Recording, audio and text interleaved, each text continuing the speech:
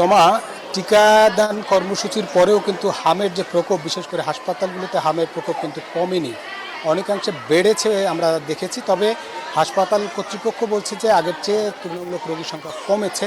কিন্তু যদি আমরা ক্যামেরার চোখে দেখাই যে এই হাসপাতালের যে হাম ওয়ার্ডটি আছে সেখানে কিন্তু বিছানা ছাড়িয়ে মেঝে এবং করিডোরেও কিন্তু শিশুদের রেখে চিকিৎসা দেওয়া হচ্ছে। একই বিছানায় 2 জন 3 জন 4 জন শিশু কিন্তু রাখা হচ্ছে, অর্থাৎ জায়গা সংকট কিন্তু প্রকট আকার দেখা দিয়েছে। আজকে যদি আমরা একটা তথ্য বলি, বরিশাল শেরেবাংলা মেডিকেল কলেজ হাসপাতালে যে হাম ওয়ার্ড সেখানে 95 জন শিশু চিকিৎসা নিচ্ছে।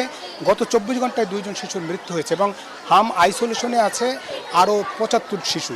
সব মিলে যে এই হাসপাতালে শিশুদের জন্য বিছানা বরাদ্দ আছে 20টি, তার বিপরীতে এত সংখ্যক শিশু থাকায় এই চিকিৎসা দিতে কিন্তু হিমশিম খাচ্ছে চিকিৎসকরা।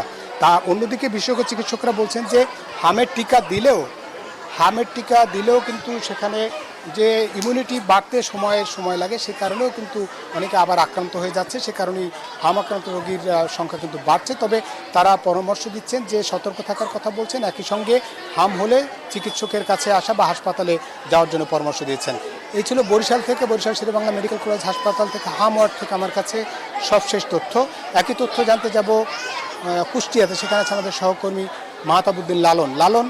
আপনি আগের নিউজেও বলেছিলেন যে কুষ্টিয়ায় এখন কি অবস্থা দেখছেন হাম আক্রান্ত রোগীরা, তার স্বজনরা কি বলছেন, চিকিৎসকরা কি পরামর্শ দিচ্ছেন?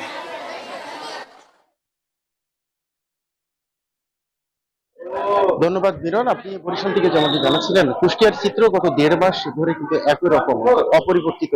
প্রতিদিনই নতুন নতুন রোগী হাসপাতালে ভর্তি হচ্ছেন। হাসপাতালগুলোতে কিন্তু আসলে বাড়তি রোগীর চাপ আমরা লক্ষ্য করছি। ইতিমধ্যে কুষ্টিয়া মেডিকেল কলেজ হাসপাতাল এবং কুষ্টিয়া জেনারেল হাসপাতালে কিন্তু আলাদা দুটি ওয়ার্ড চালু করা হয়েছে, যেখানে হাম আইসোলেটেড ওয়ার্ডে হামের উপসর্গ নিয়ে যারা হাসপাতালে চিকিৎসা নিতে আসছেন তাদের ভর্তি রেখে চিকিৎসার ব্যবস্থা করা হচ্ছে। ইতিমধ্যে কিন্তু জেলায় 11 জনের মৃত্যুর ঘটনা ঘটেছে এবং আক্রান্তের সংখ্যা আজকে গত 24 ঘন্টাতে যদি বলি, গত 24 ঘন্টাতে কিন্তু আক্রান্ত রোগীর সংখ্যা 29 জন এবং বর্তমানে হাসপাতালে ভর্তি থেকে চিকিৎসা নিচ্ছেন 112 জন। এখন পর্যন্ত জেলাতে প্রায় 1118 জন হামের উপসর্গ নিয়ে হাসপাতালে থেকে চিকিৎসা নিয়েছেন।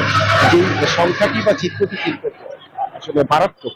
এবং আমি জেলা সিভিল সার্জন এর সাথে কথা বলেছি, চিকিৎসকদের সাথে কথা বলেছি, তারা বলছেন যে যারা হামের উপসর্গ বা লক্ষণ নিয়ে হাসপাতালে আসছেন তাদের চিকিৎসা সেবা নিশ্চিত করতে সব ধরনের উদ্যোগ নেওয়া হয়েছে। যেহেতু দীর্ঘদিন হামের যে প্রতিষেধক টিকা সেটি বন্ধ ছিল, যে কারণে মূলত আসলে প্রাদুর্ভাব বা সংক্রমণের সংখ্যা বেড়েছে। এবং সিভিল সার্জন বলছেন যে এই টিকা কার্যক্রম শেষ হলে অর্থাৎ আরো 1 মাস লাগবে কিন্তু এই পরিস্থিতি স্বাভাবিক হতে।